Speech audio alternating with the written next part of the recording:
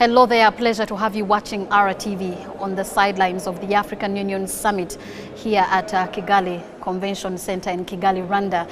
And I'm happy to be joined by Her Excellence Fatima Haram Acyl, the Commissioner of Trade and Industry at the African Union Commission. A pleasure to have you here with me. Thank you. I understand you're the champion of key elements of the Agenda 2063. First of all, to include the Continent Free Trade Area and establishing the African Mineral Development Center. But before we touch on the CFTA, tell us some of the important issues, especially in your department, as far as the Agenda 2063 is concerned. Well, thank you very much for this good question. Agenda 2063 is an agenda that actually is your agenda. It's the agenda of the people of Africa. It's not an African Union agenda.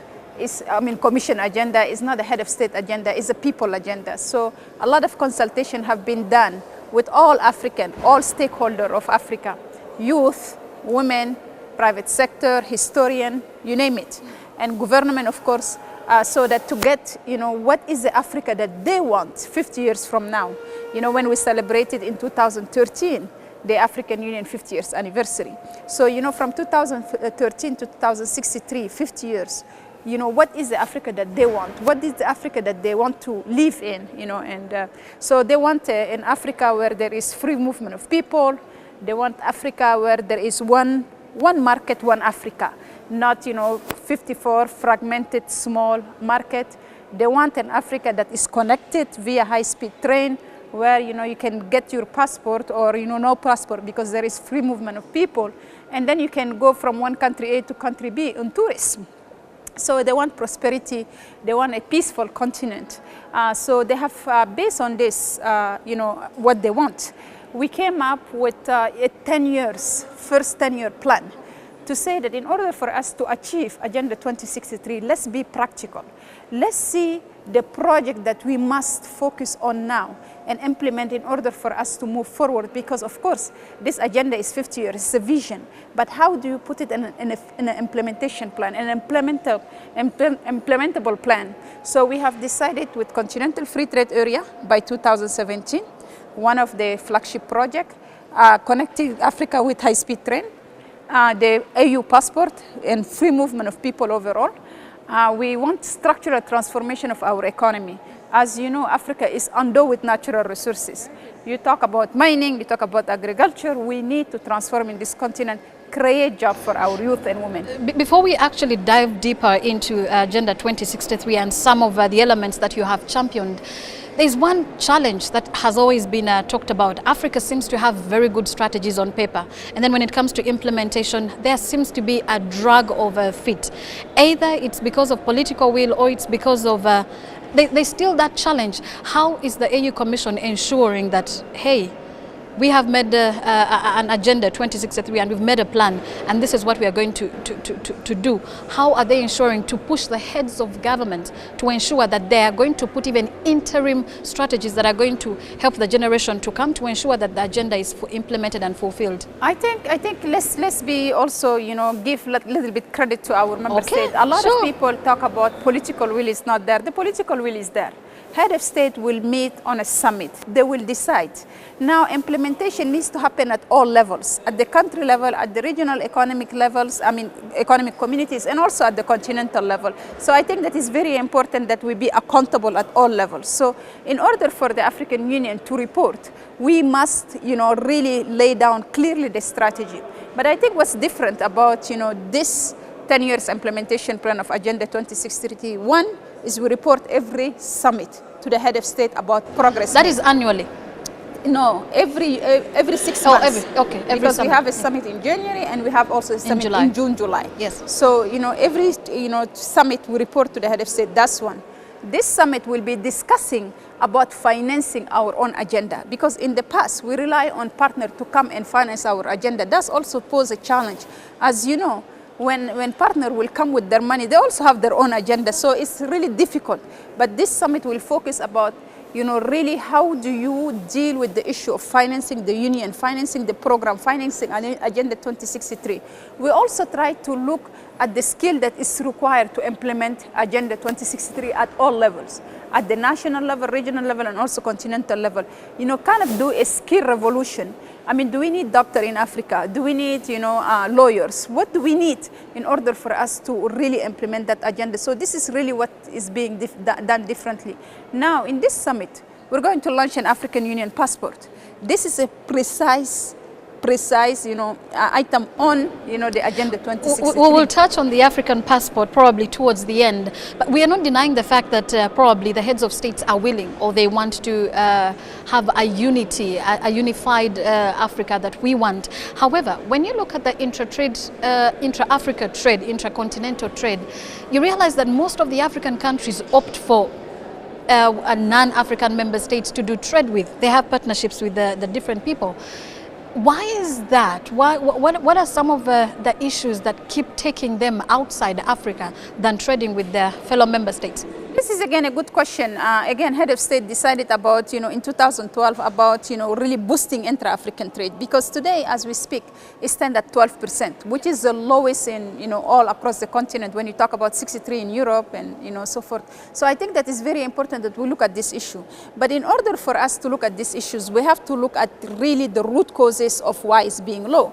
One of them is being trade facilitation, and this is something that actually we're addressing. You know that the East African community today is actually a champion on the trade facilitation.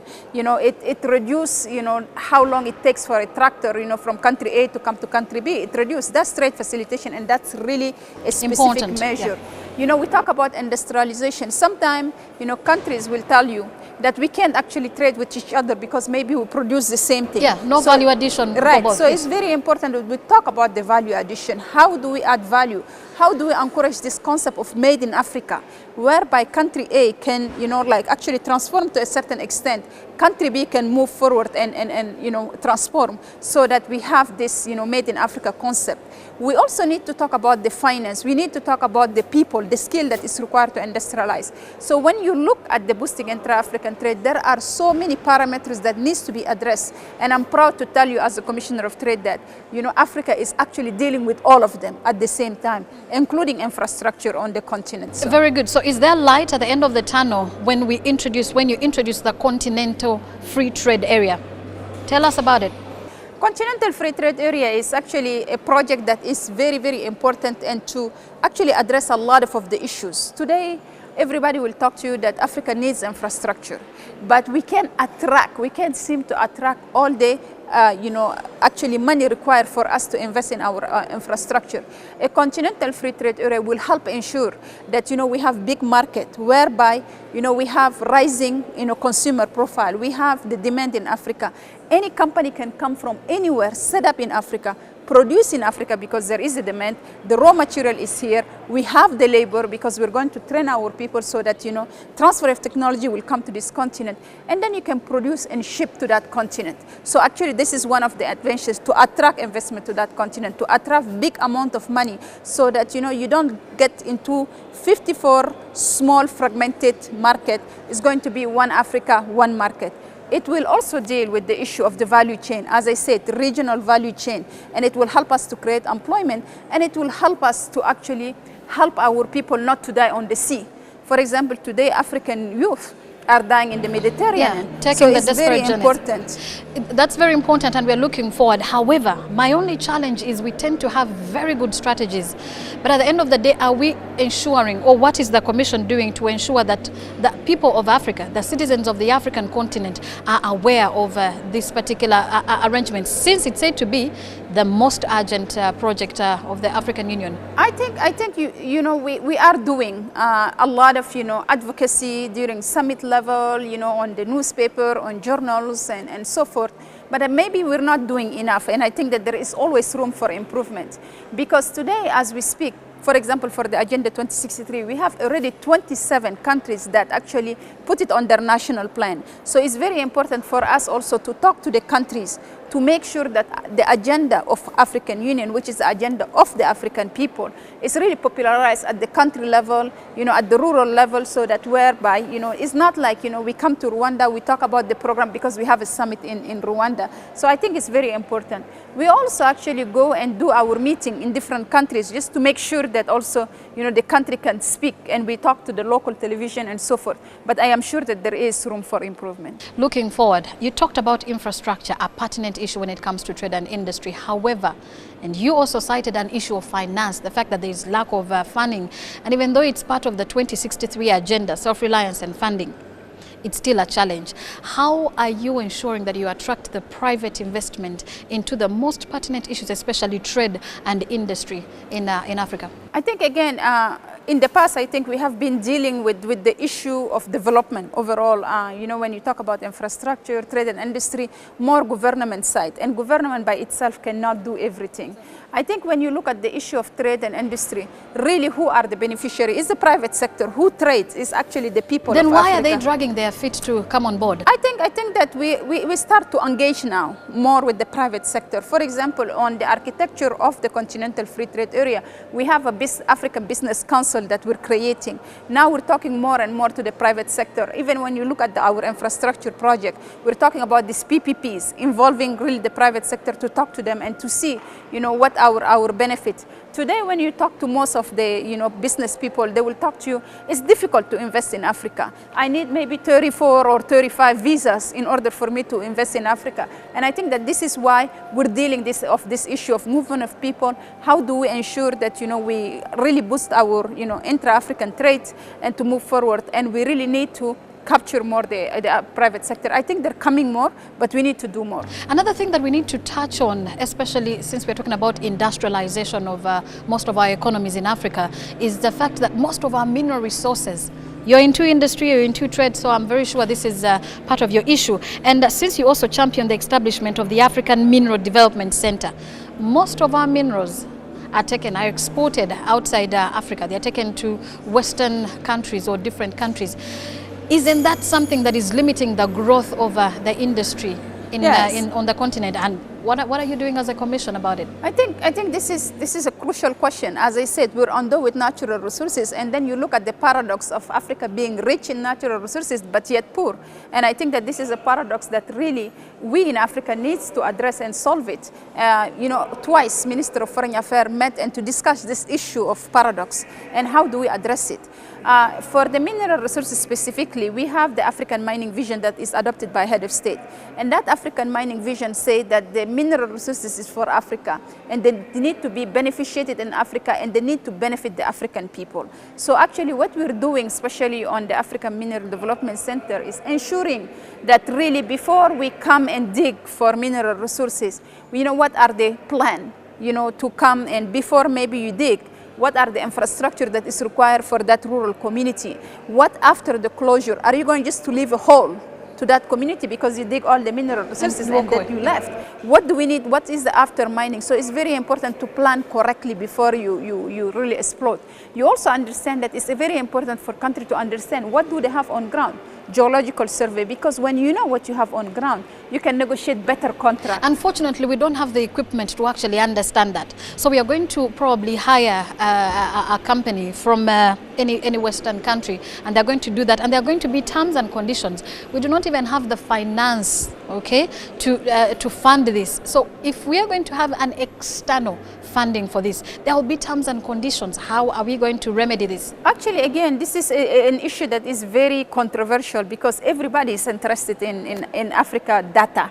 But whoever knows the data controls you basically. So it's very important that we become very, very strategic with it.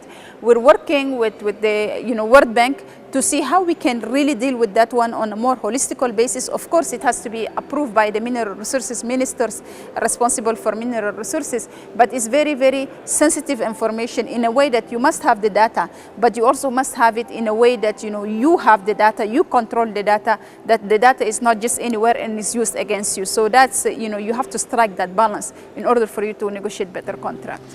The AU Summit is running under the theme Year 2016, a year of human rights, but with special focus on women rights. We are not seeing women engaged in trade and industry overall, not only in East Africa, not only in West Africa, but the entire continent. Why is that the problem? Why are we seeing them mostly into informal sectors? Why are they into trade? Well, actually, most of, again, when you look at the intra-African trade, when you look at the border, of course, there is no reliable statistic, but according to the statistic that we know, 85% of this trader, cross-border actually are women. So I think it's very important that we capture them into the economies. And that's why maybe it's also bringing the intra-African trade very low at 12%. So I think that we have to find a mechanism to bring them onto the, like the formal economies. One thing is really to sensitize these women to, really make sure that, the tax break is good so that, they don't get scared and then with my small business, I will pay money. And I think that some of the reason, and I'm speculating, but some of the reason of why, these are women, and these are really, small trader women when you look at them. The issue of finance is very important. On some countries, women don't have access to land, so women's right is very, very important. Every single time that you come to a bank asking for a credit, they will tell you microcredit, and my boss said, Dr. Lamini Zuma, every single time they talk about women, they said micro this, micro that. There is nothing micro about women. So it's very important that we really deal with the issue of credit as well, so that, when they have more money, they can do bigger business, and then they will not be, scared to be on the informal economy. That's also a way to encourage them to be on the formal economy. Very good. Her Excellency, as I wind down, and this is going to be about the piloting of the electronic African Union passport that we are all looking forward to. Seems to be the biggest of news ever available. Are we sure that is actually going to solve the problem that we have, especially in your department when it comes to trade and industry? Do we see it actually solving that challenge? No, I don't think that, this passport will solve everything. For example, we're coming with an African passport. First of all, the first issue is really to popularize the passport, to make sure that the African Union passport is recognized by all head of state, member state. Today, most of the member states recognize the passport, but not all of them. So we want to make sure that we give to all head of state, when they travel in Africa, they travel with that passport. We want to also give it to Minister of Foreign Affairs and also the ambassador accredited in, Addis Ababa, which is to the African Union. Later on, of course, we have to see, what criteria we need to set up to give business and all these things. But I think the issue of Africa, the movement of people, is not about head of state. It's not about Minister of Foreign Affairs. Yes. It's everybody, every African. And that's why actually we're working in parallel to say that how do we ensure that people move freely?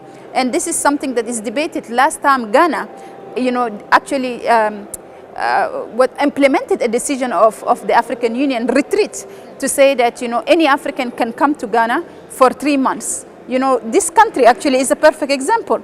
Any African will come, at the airport and get a visa. So I think that a lot of countries are emulating that example, and that's what will solve the issue of really, the African movement, which is critical because the raison d'etre, the mission of really the African Union is integration, and there is no integration without movement of people.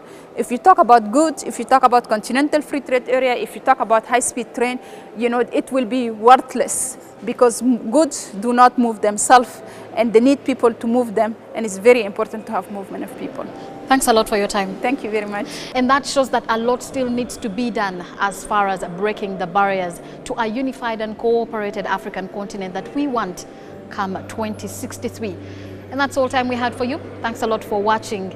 Keep watching RTV. A lot will be coming your way as far as the AU Summit is concerned. I'm Immy Moleka Tete. Be well and be blessed.